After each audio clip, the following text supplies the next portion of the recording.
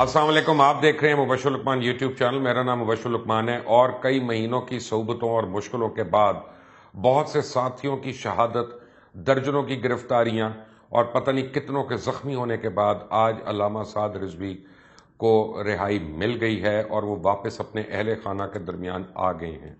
ये उनका पहला इंटरव्यू है जो उन्होंने शफकत फरमाई और हम लोगों से उन्होंने बात करना मुनासिब समझा और ये दे रहे हैं।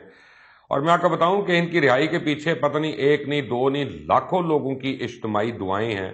मैं लोगों को जानता हूं जो भीगी आंखों से अश्कबार होकर इनकी रिहाई के लिए, इनकी कामयाबी के लिए दुआ मांगते रहे। और आज अब आप अगली आवाज सुनेंगे अल्लामा साद रिजवी साहब की। अल्लामा साहब अस्सलाम वालेकुम। वालेकुम सलाम रहमतुल्लाह। अल्लामा साहब बहुत मुबारक हो आपका। ये घड़ी भी गुजर गई, खत्म हो गई और अल्लाह ताला ने आपको सुर्खरू किया। जी हादा मिन फज़ल रब्बी अल्लाह किब्रिया फी समावाति व रब्बुल अज़ीम। अल्लाह ताला की जात का करम है, सैयद आलम के निगाह खस है। बस हमारा तो कुछ नहीं है जी, मालिकों की है सब कुछ। आपको कैसा लग रहा है अब बाहर आके? अब आपको यकीन आ गया कि आपकी रिहाई हो गई?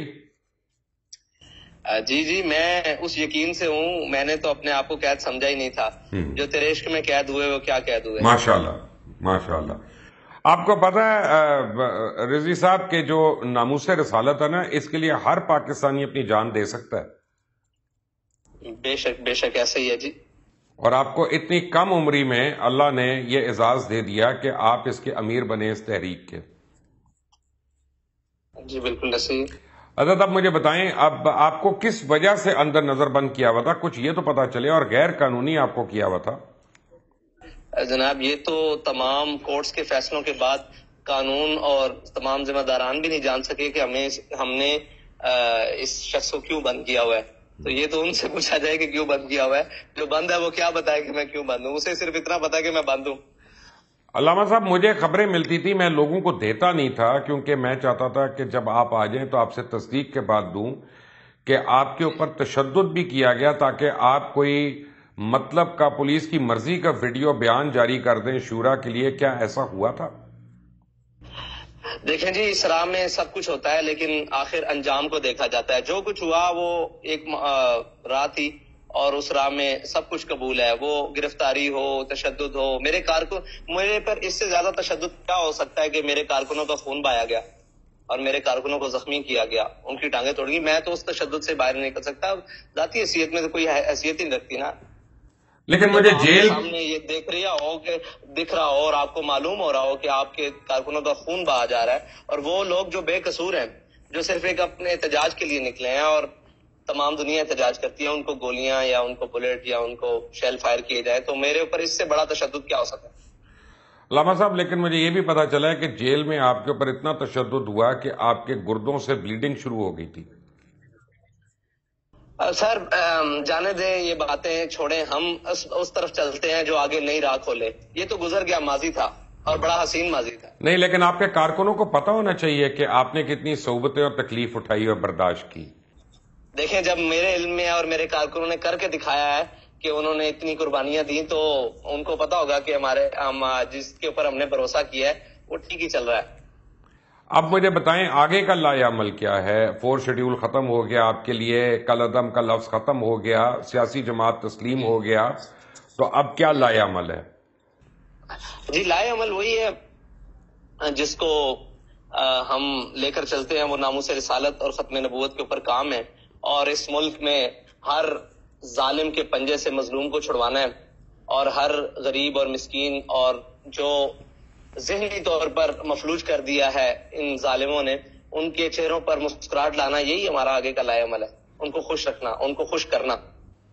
अच्छा, जब आपके साथ मीटिंग्स करते थे ये जेल के अंदर या सेफ हाउस के अंदर, तो क्या क्या मुतालबात करती थी हुकूमत वाले आपसे?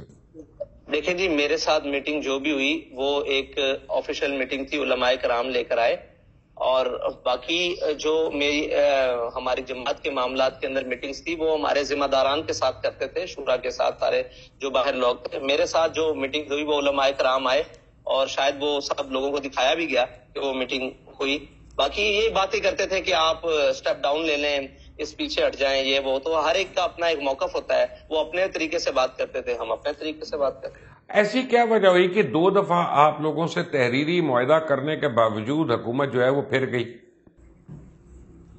اچھا, حکومت کا مسائل یہ ہیں کہ ان کو شاید اپنی ہی بات کے اوپر یہ یقین نہیں ہے, اور وہ اس کے اوپر کبھی کھڑے نہیں ہو سکے کہ وہ ہمارا وجود نہیں مانتے تھے کہ ان کا سیاسی کوئی وجود ہے یا یہ ہمارے شہری ہیں. وہ بس یہ کہتے تھے کہ یہ چند لوگ ہیں, ان کو ہم تربیت کر لیں گے اور شیل فائر کریں گے اور گولیاں یہ جان تو دے سکتے ہیں. وہ جو مشن. جی جی, اچھا, تو یہ بیچ میں آپ کی بات کٹ گئی تھی کیونکہ انٹرنیٹ کا کنیکشن ویک ہے. آپ کارکنوں کی بات کر رہے تھے جو جان کا نذرانہ دے سکتے ہیں, ان کے متعلق بات کر رہے تھے آپ. جی جی جی, میں نے کہا کہ ان کو علامہ خادم حسین رضوی نے وہ عشق کے جام پہ لائے ہیں جو نشہ نہیں اتر سکتا, اور انہوں نے نشہ گولیوں سے اتارنے کی کوشش کی, بلٹ سے, فائر سے, وہ نشہ نہیں اترا. تو ان کو اس بات پہ یقین, اس بات پر لانے تک اتنے معاہدے ہوئے اور اتنا وقت لگا. اچھا, تو اب کل آپ کی یعنی علامہ خادم حسین رضوی صاحب کی عرس کی تقریبات بھی شروع ہو رہی ہیں, تو یہ تو جو مجھے پتا ہے جو کراؤڈ اکٹھا ہونا ہے اس سے تو آپ نے پھر لوگوں کو خوفزدہ کر دینا ہے. جی بالکل, یہ مقصد نہیں ہے کہ ہم اس کراؤڈ سے لوگوں کو ڈرائیں یا یہ مقصد ہو کہ ہم اس سے اپنی پاور شو کریں. یہ ہمارا ایک روحانی سلسلہ ہے اور ہمارا ایک ایونٹ ہے, اور ہم اس کو بڑے زبان سے اور جناب ایک تربیتی لحاظ سے اور روحانی لحاظ سے اور ایک آگے کے لائے عمل کے لحاظ سے ہم اس کو منائیں گے, اور لوگوں کو اس بات سے پریشان نہیں ہونا چاہیے. یہ جو ان کی وفائے رسول ہے نا ہمارے قائد کی, لوگ اس وجہ سے ان کے پاس جمع ہوتے ہیں اور ان کی باتیں سننے کے لیے اور ان کے پر فاتح کرنے کے لیے آتے ہیں. تو لوگوں کو ان باتوں سے پریشان نہیں ہونا چاہیے. اچھا جی, اب حکومت فرانس میں تو بڑی تبدیلیاں ہو چکی ہیں. اگر ان کی ایمبیسی کی طرف سے یا کسی کی طرف سے کوئی معافی آ جائے صرف, تو کیا آپ لوگ اس پہ اتفاق کر لیں گے؟ تو معافی ملتی ہے یا نہیں, بحیثیت ریاست ان کو اتنی ذمہ داری کا کم ضرور احساس ہونا چاہیے کہ جو ہم کر رہے ہیں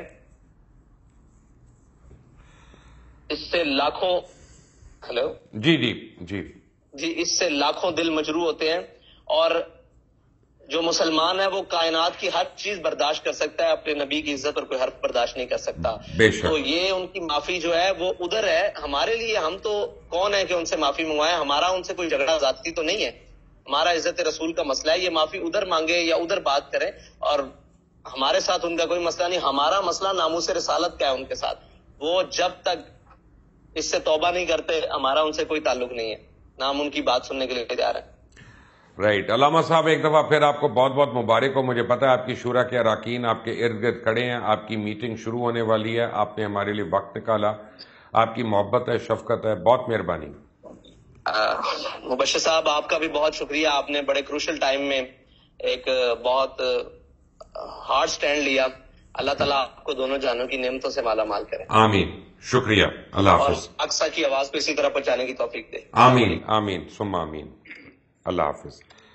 علامہ سعد حسین رضوی صاحب جو ہیں ان کو آج شام کو رہا کر دیا گیا. وہ مسجد رحمت اللہ عالمین پہ لے گئے اور اپنے اہل خانہ سے ملے.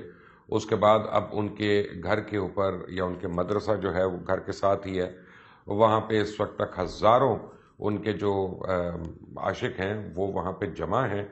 اور ویسے بھی کل سے پہلا عرس شروع ہو رہا ہے جناب علامہ خادم حسین رضوی صاحب کا, تو عقیدت مند جو ہیں ان کے جو زائرین ہیں وہ تو وہاں پہ جوک تر جوک آنا شروع ہو گئے ہیں.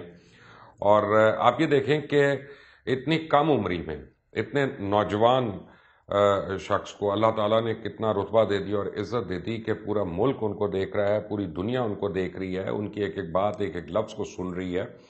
اور انہوں نے کسی قسم کے شکووں کا اظہار نہیں کیا, انہوں نے کسی طرح جو ہے وہ فساد کی کوشش نہیں کی, انہوں نے کسی کو دھمکی نہیں دی, انہوں نے کچھ نہیں کیا. تو یہ اس سے آپ کو ان کا کردار اور افکار جو ہے وہ کافی کچھ پتہ چلے گا فرسٹ ہینڈ کہ وہ کس قسم کی گفتگو فرماتے ہیں. اور ان کے الفاظ کا چناؤ دیکھیں, انہوں نے مرہم ڈالنے کی کوشش کی ہے.